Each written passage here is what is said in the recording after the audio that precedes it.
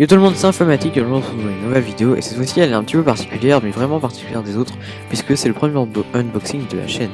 Donc ceci je vous présenter un produit qui coûte assez cher mais qui est plutôt cool. Mais ça, de toute façon je ferai un test dans la prochaine vidéo. Allez, je vous laisse regarder ça tout de suite. Allez, à toutes. Alors pour cet unboxing j'ai pris l'iPad Air 2 donc que j'avais commandé récemment. Et il est encore sous blister, donc on va pas traîner, puis on va donc déballer tout ça rapidement. Donc on y va. Donc premièrement on a donc notre iPad qu'on voit sur la face avant.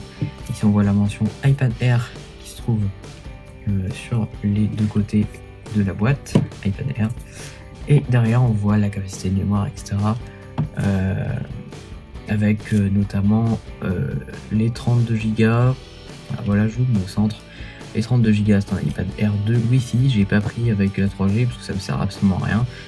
Et on voit donc tout le contenu de la boîte, etc. Mais ça, on va le voir tout de suite. Donc voilà. Donc je vais donc ouvrir ceci. Donc hop, je prends mes petits ciseaux. Je vais venir ouvrir enlever le blister. Enlever tout ça. Donc oui, c'est une boîte qui, comme je vous l'ai dit, n'a jamais été ouverte. Parce que je viens de le recevoir. Alors Apple a mis un mois avant de l'enlever quasiment. Donc là, ils sont à tour d'iPad Air 2. Et puis, voilà, donc ils ont appuyé. Donc j'enlève le blister, voilà, hop. Et je le remets sur la boîte. Donc voilà, donc vous voyez l'iPad encore sur la face avant de la boîte. Donc hop, le blister on met sur le côté. Voilà.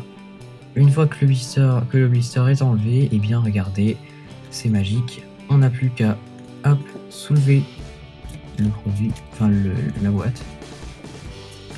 Donc hop, pour ce faire, et bien on va enlever comme ceci. Et voilà, l'iPad il est là. Et donc, et bien on va venir prendre la petite languette de chez Apple, on le soulève, hop. Donc voilà l'iPad, il est là. Et hop, l'iPad, je vais le mettre de côté quelques instants. Voilà. Donc dans cette boîte, eh bien on a quoi comme d'habitude, on a toujours notre alim, notre bloc d'alimentation, comme toujours le même avec voilà, il est emballé. Vous voyez encore de l'USB. Notre port USB, c'est écrit ici USB Power Adapter, donc c'est l'adaptateur secteur, etc. Donc ça change jamais. Ça change jamais. On met ça là. Ici on a notre notice d'utilisation, de l'iPad. Donc ça, hop, on soulève et on voit donc que dedans on a toujours nos papiers. Hop, nos papiers avec hop, iPad Air, etc. Mais ça c'est toute la petite notice d'Apple. Tac. Et ça on s'en fiche. Il y en a tout le temps dans chaque produit Apple, donc on s'en fiche. Voilà. Donc ça, je mets ça de côté également. Et comme d'habitude, notre câble Lightning pour le charger et le brancher à un Mac ou PC. Bref. Donc ça, par contre, j'en ai besoin tout à l'heure. Ouais, bien, on est parti. On va l'allumer. On va faire son premier démarrage. Donc le premier démarrage de notre iPad. C'est parti. Donc comme d'habitude, j'appuie. Et on a le logo d'Apple qui s'affiche. On attend.